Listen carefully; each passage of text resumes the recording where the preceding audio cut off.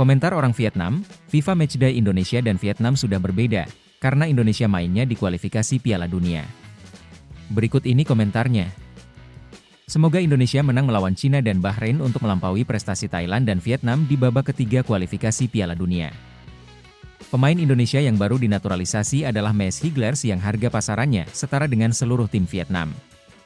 Dan satu lagi adalah Eliano Reijder, adik dari striker timnas Belanda Tijjani Reijder. Belum diketahui apakah Indo akan mengikuti babak final, namun kali ini Indo pasti akan melampaui skor yang telah diraih Thailand dan Vietnam. Saya pikir sekarang VFF harus melakukan naturalisasi pemain asing atau memiliki darah Vietnam, darah dari nenek moyang kita. Mereka bisa kembali bermain untuk tim nasional untuk menyelamatkan tim nasional, pemimpin, berhenti bersikap konservatif dan menjadi naturalisasi sekarang dunia dan bahkan negara elit seperti Inggris dan Perancis, masih harus dinaturalisasi untuk bisa sukses. Pemain internal terbatas sehingga harus dinaturalisasi. Menggunakan seluruh skuad Indonesia rantau yang bertanding melawan Belanda dan Italia berlari kencang. Saat ini, jika Vietnam bertemu Indonesia, Indonesia akan mengalahkan Vietnam dalam waktu 45 menit dan skor tidak berhenti di 3 gol seperti kualifikasi Piala Dunia tetapi akan berhenti di angka 3 gol saja. Meningkat naik 4 atau 5 gol.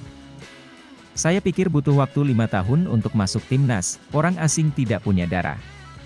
Bukan berarti darah Indonesia ada di timnas.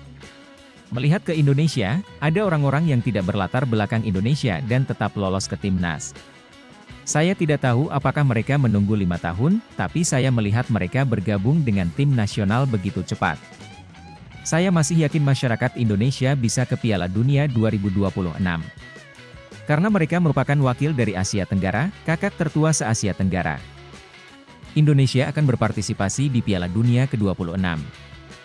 Sebentar lagi akan ada 2 pemain yang bertemu di 2 tim babak 4, CHN dan Hanoi. Pemain dalam negeri timnas Vietnam saat ini kurang bagus, LDBDVN harus banyak menaturalisasi pemain asing untuk memperkuat timnas ke depannya. Kami terus mengkritik Indonesia sebagai Belanda 2 tapi sekarang kami hanya ingin memiliki beberapa pemain naturalisasi versus Vietnam perantauan tapi sekarang kami tidak percaya pada pemain muda. Sepak bola Vietnam ingin terbang ke dunia internasional. Ia harus berinvestasi dan dinaturalisasi agar bisa terwujud. Mari kita berubah, bos. Era yang kuno. Vietnam versus Laos dan Jeruk sudah tepat. Tinggal menunggu pemain perantauan Vietnam atau naturalisasi bermain di tim yang terus diabaikan federasi setelah berkembang. Di kawasan Indo-Thailand sudah jauh lebih berkembang dari sebelumnya. Di Belanda B, pergi ke Piala Dunia merupakan hal yang sangat normal dan berpotensi menjadi salah satu yang teratas di Asia. Olahraga itu seperti ekonomi. Jika Anda tidak berubah, Anda akan tertinggal. Meski memiliki kecintaan terhadap sepak bola, orang-orang mencari pemain berbakat untuk mengabdi pada tim nasionalnya. Dibandingkan Indonesia dan Thailand, apakah image dan personel ini Vietnam setara dengan kedua tim di region yang sama? Jika kita tetap menggunakan pemain dalam negeri tanpa menggunakan pemain naturalisasi, maka sepak bola Vietnam tidak akan pernah berkembang dan akan mengalami kemunduran tanpa henti. Perubahan adalah hal yang wajar dengan kondisi sepak bola saat ini. Menatap AFF dan merasa patah semangat. Tak peduli untuk menonton. Tidak segembira 2 tahun lalu. Sepak bola Vietnam mengalami stagnasi dan tertinggal dari kawasan. Vietnam tidak akan melakukan apapun sekarang. Mungkin Indonesia pun bisa bermain di Piala Dunia. Kali ini saatnya kalian tampil dengan gaya bermain tim utama.